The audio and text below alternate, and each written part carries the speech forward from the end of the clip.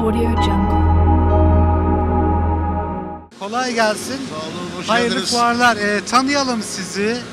Ee, Efe Makine nedir? Ne yapar? Çerkezköy'deki üretime nasıl katma değer katar?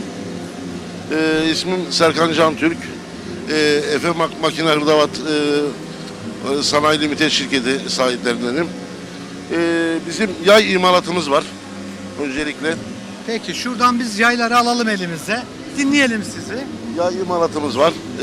Bunun yanında her çeşit hırdavat, yaklaşık 23 senelik bir Yani bu deneyim yay var. bizim hayatımızın her noktasında, Her noktası. yatağımızda da var, Var. arabamızda da var, Var, her evet. yerde var. Evet.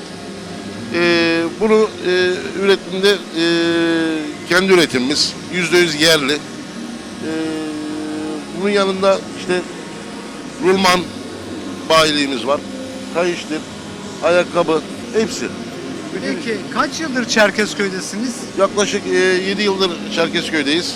İstanbul Karaköy firmasıyız. 23 yıldır bu işi yapıyoruz. Daha çocukluğumdan beri. Çerkezköy'e kat kat katkı sağlıyoruz diye düşünüyorum. Fuarı nasıl buldunuz? Fuar geçen sene daha amatördü ama bu sene daha iyi görüyorum. İşte Arçelik, işte Hattat'tı, bazı büyük firmalar boş. Bu sene daha iyi. Çok teşekkür ediyorum. İyi fuarlar diliyorum. Audio Jungle.